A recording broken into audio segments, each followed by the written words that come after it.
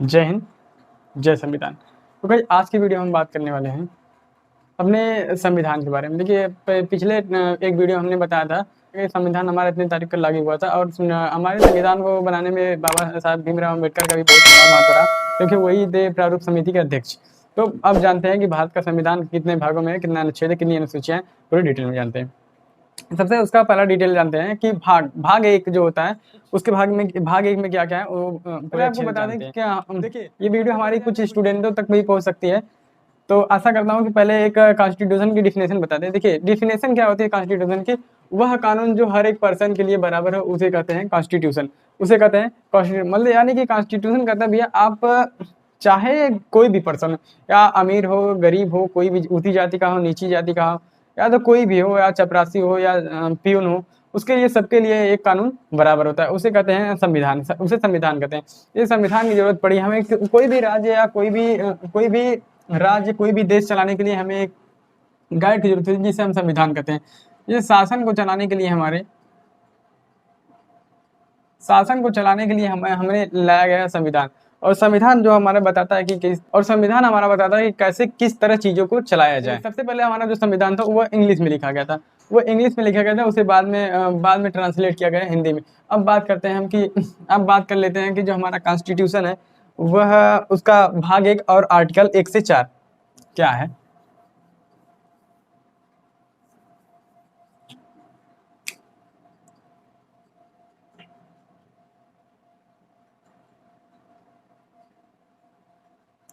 सबसे पहले जानते हैं कॉन्स्टिट्यूशन का भाग एक में। देखिए भाग एक में 4 अनुच्छेद हैं, अनुच्छेद 1, 2, 3, 4। सबसे पहले हम समझते हैं कि अनुच्छेद 1 क्या है, आर्टिकल है। देखिए सबसे पहले जान लेते हैं आर्टिकल 1।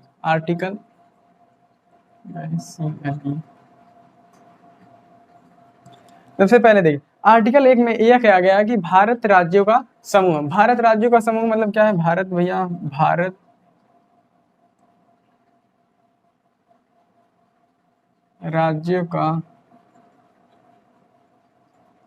राज्यों का समूह। तो समूह का हम इंग्लिश में यूनियन भी कहते हैं, समूह का हम कहते हैं यूनियन, मतलब संघ कहते हैं संघ। लेकिन जो अमेरिका है, अमेरिका है और तो कोई देश नहीं, फिलहाल अमेरिका है जो ये राज्यों का समूह नहीं है। हमारे यहाँ भारत में प्रेजेंट टाइम में इसमें 29 राज्य हैं, 29 राज्यों का समूह एक भारत देश हमारा। लेकिन समझ लेते हैं कि यूनियन क्या है और FEDERA फेडरल, और फेडरल क्या है, फेडरल। और तीसरे नंबर पे आता है, 1 नंबर पे, 2 नंबर पे, तीसरे नंबर पे आता है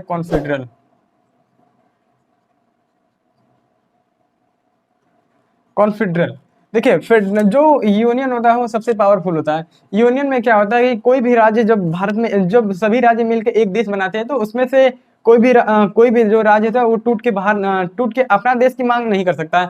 और जो फेडरल होता है ये क्या करते हैं, ये राज्य मिलकर तो एक देश बना देते हैं, लेकिन ये मनमानी होती है कि जब चाहे तब हम जैसे चाहे तो वो राज्य टूट के अपना एक अलग से देश बना सकते हैं। और जो कन्फेडरल होता है ये जो होता है ये सबसे ज्यादा मनमानी होता है। मतलब ये जो राज्य मिलकर देश बनाते हैं चाहे जब चाहे टूट जाए, जब चाहे बना लेते हैं। लेकिन अपना जो भारत है ये यूनियन है, ये इसमें जो राज्य मिलके एक देश बना लिए हैं वो दोबारा चाह कर भी अलग नहीं हो सकते।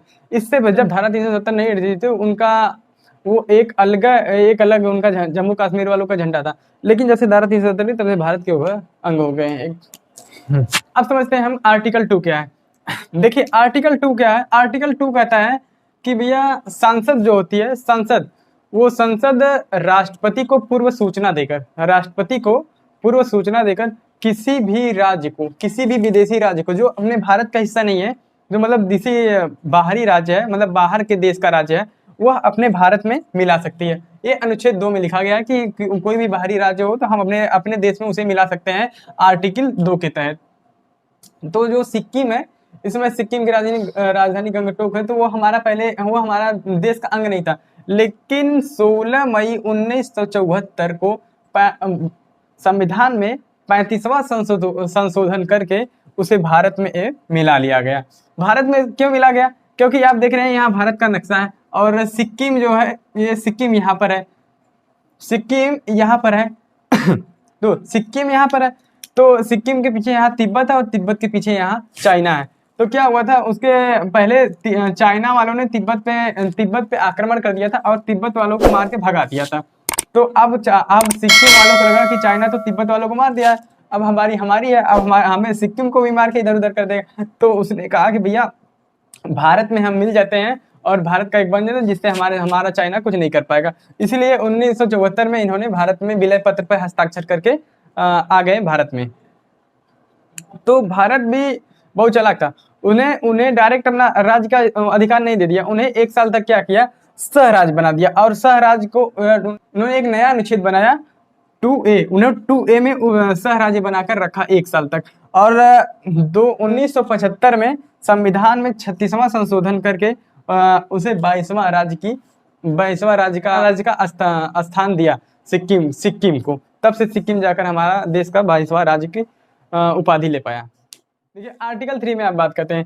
पहला आर्टिकल था क्या कहा, पहला आर्टिकल तो कहा कि संघ और क्षेत्र उसके क्षेत्र थे, और दूसरा आर्टिकल कहता है कि किसी भी विदेशी राज्य को अपने मिला लो, और तीसरा आर्टिकल ये कहता है कि सांसद होते हैं, सांसद राष्ट्रपति को पूर्व सूचना देकर भारत में स्थित जितने भी राज्य हैं उनकी सीमा तथा उनका नाम बदल सकता है, बहुत ही आसानी से बदल सकता है। तो अब देखिए आर्टिकल 3 में स्पष्ट हो गया। तो कितने लोगों का नाम बदला और कितने लोगों का सीमा बदला है, उसमें से कुछ लोगों का हम जान लेते हैं। जैसे पहले उत्तर प्रदेश था, यूपी से गया उत्तराखंड, आपका गया उत्तराखंड गया। फिर उसके बाद नामकरण में देखिए चेंज हुआ, उड़ीसा था, उड़ीसा से नाम बदल गया, उड़ीसा हो गया।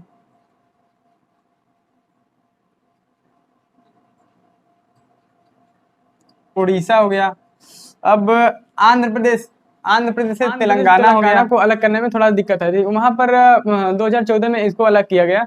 उस समय तो पहले इलेक्शन भी आने वाला था और उसी समय इसको अलग किया गया। वहां पर वोटिंग कराई गई थी, 50% जब जनसंख्या बहुमत थी तेलंगाना को अलग थी, वहां वोटिंग कराने के बाद इसको तेलंगाना को अलग कर दिया। अब इसके बाद यहाँ पर बदला गया MP से।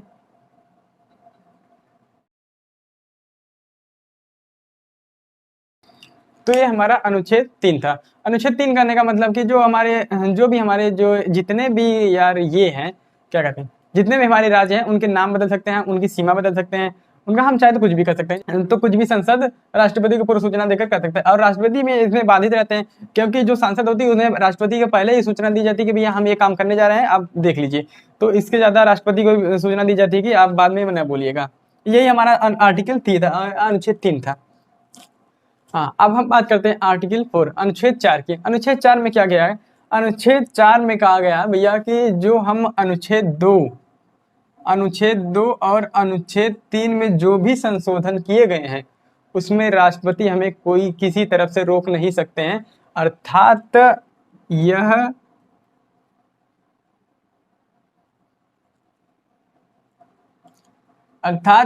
हम इसे कह सकते हैं कि अनुच्छेद 2 और अनुच्छेद 3 में जो संशोधन किया गया है 368 के बाहर रखा गया है। 368 अनुच्छेद 368 के बाहर रह गया है। अर्थात कह सकते हैं हम कि जो भी हम अनुच्छेद 2 या अनुच्छेद 3 में संशोधन करते हैं उसमें राष्ट्रपति हमारे तरफ से किसी भी तरफ से बाधित, राष्ट्रपति किसी तरह से हमें रोक नहीं सकते हैं। देखिए अभी तक हम समझ गए थे कि आर्टिकल के अनुच्छेद 1 क्या है, अनुच्छेद 2, अनुच्छेद 3 और अनुच्छेद 4। अब हम इसके जानने के बाद थोड़ा सा पीछे चलते हैं।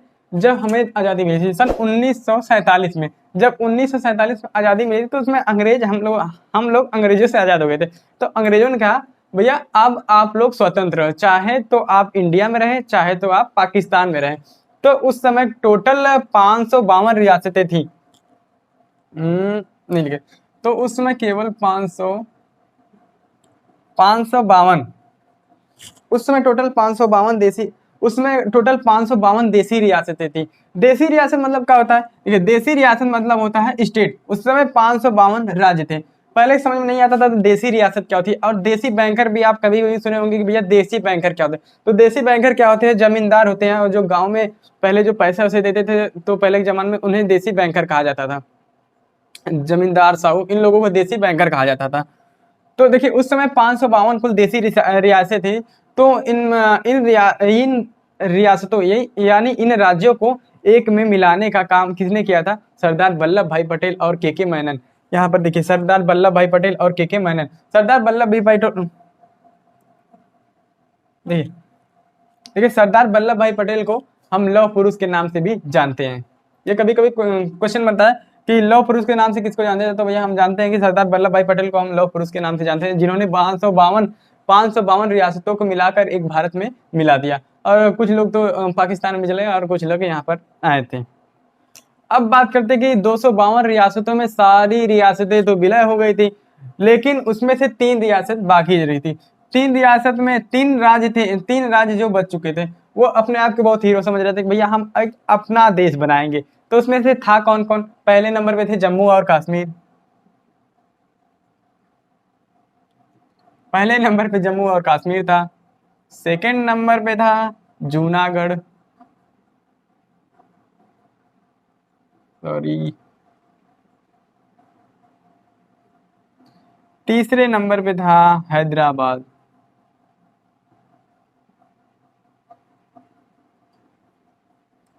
तीसरे नंबर पे थे हैदराबाद।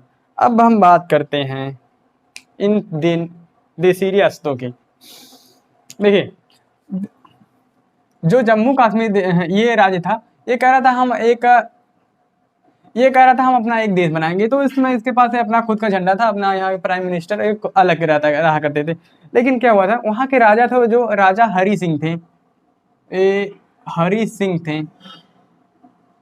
वहाँ की जादी प्रजा थी, हिंदू थी। और जो वहाँ के पीएम थे शेख अब्दुल्ला का, वहाँ के पीएम मुस्लिम थे। और जो वहाँ की लोकेलिटी थी, मानिए वहाँ के जो लोकल के लोग थे वो ज्यादा हिंदू थे। तो वहाँ पर ज्यादा दिन तक यही नहीं चला, जो पीएम होने के कारण वहाँ से घुसपैठियां, पाकिस्तान से घुसपैठियां आए और घुसपैठ करने लगे, जिससे कश्मीर तंग आकर 1 साल में विलय पत्र पर हस्ताक्षर करके उन्होंने भारत का एक हिस्सा बन गया। वो भारत का एक हिस्सा बन गए यहाँ पर। अब रह गया जूनागढ़। देखिए जूनागढ़ में क्या मैटर था, जूनागढ़ भी एक वहाँ की यार, जूनागढ़ गुजरात की एक देसी रियासत थी, गुजरात की। ये भी नहीं मिले थे, ये भी अपने आप को हीरो ही समझ रहे थे, कहेंगे हम भी अपना देश बनाएंगे। लेकिन यहाँ भी वही मैटर था हिंदू और मुस्लिम का। तो यहाँ पर वो किया गया, यहाँ पर रेफरेंडम किया गया। रेफरेंडम मतलब जन्म संग्रह, तो रेफरेंडम करा के इसे भी मिला लिया गया भारत में, ये भी भारत में मिल गए। अब बात करते हैं हैदराबाद के। देखिए हैदराबाद के जो राजा थे वो निजाम थे, वो थे मुसलमान। ये कह रहे थे भैया हम वहां पर मिलेंगे, पाकिस्तान में मिलेंगे। लेकिन हमारे सरदार वल्लभ भाई पटेल, जो जिन्हें लौह पुरुष कहा जाता था, वो भी बहुत खतरनाक आदमी थे। तो उन्होंने क्या किया, पुलिस की वर्दी में सेना भेज दिया, और सेना ने भेज के उन्हें मार पीट के एक में मिला लिया। उन्होंने मिला लिया भारत में, और जिसे कहा गया ऑपरेशन पोलो, जिसे कहा गया ऑपरेशन पोलो। कभी कभी क्वेश्चन पूछा जाता है ऑपरेशन पोलो में क्या हुआ था, तो आप बता सकते हैं कि सरदार वल्लभ भाई पटेल ने पुलिस की वर्दी में सेना को भेजकर हैदराबाद में आक्रमण करवा दिया और उसे भारत में मिला लिया। उसी को कहते हैं ऑपरेशन पोलो।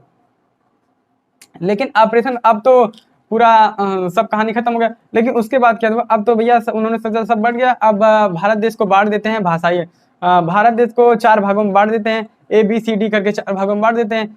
तभी क्या हुआ कि एक श्रीमल पेट्टू नाम के आदमी थे, उन्होंने कहा कि भैया हम तेलुगु भाषा के आधार पर हमारा जो राज्य है उसे बांट दीजिए।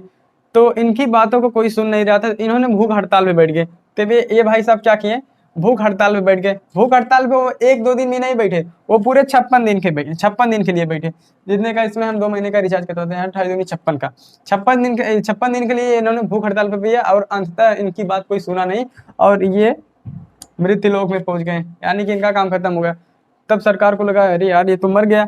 तब उन्होंने क्या किया, एक यार फजल अली आयोग को पारित किया और भाषाई आधार पर राज्य को बांट दिया। और उस समय संविधान में 7वां संशोधन किया गया सन 1956 में। 7वां संशोधन, 7वां, सॉरी, उसमें 7वां संशोधन किया, 7वां संशोधन 1956 में 7वां संशोधन करके अपने भारत देश को भाषाई आधार पर बांट दिया गया। उस समय बांटा गया था, तो 14 राज्य और 6 केंद्र शासित प्रदेश थे। तो अब वहां पर देखते हैं कि तब तक एक कहानी एक नई तरफ मोड़ कहानी एक नया मोड़ ले लेती है। क्या हो जाता है, इतना सब कुछ होने के बाद ये नाम है सीरियल रेडक्लिफ। इनको भारत उसके बाद वाली कहानी है। इन्होंने भारत को कैसे बांटा था, इन्होंने क्या किया, वहां से आए और इन्हें कुछ पता होता नहीं था, एक और टेबल लिया और भारत का नक्शा लिए, तो उसको सट से इधर बीच में से काट दिया, कहा कि ये देखिए ये इधर पाकिस्तान रहेगा और इधर भारत रहेगा। तब से ये जो भारत और पाकिस्तान को लाइन कट करती है उसे कहते हैं रेड क्लिफ लाइन। इन्हीं के नाम पर ये रेखा का नाम पड़ती है रेड क्लिफ लाइन। तो कभी कभी ये जीके का मस्त क्वेश्चन बनता है कि रेड क्लिफ लाइन किस देश को विभाजित करती है। तो हम पहले बता दें कि पाकिस्तान और भारत को विभाजित करने वाली लाइन का नाम है रेड क्लिफ लाइन, और जो ये के चलते हुई थी। तो गाइज आई होप आपको ये वीडियो पसंद आ गया हो। अगर आपको ये वीडियो पसंद आया तो भाई को सपोर्ट जरूर कीजिए। Thank you so much watching. जय हिंद।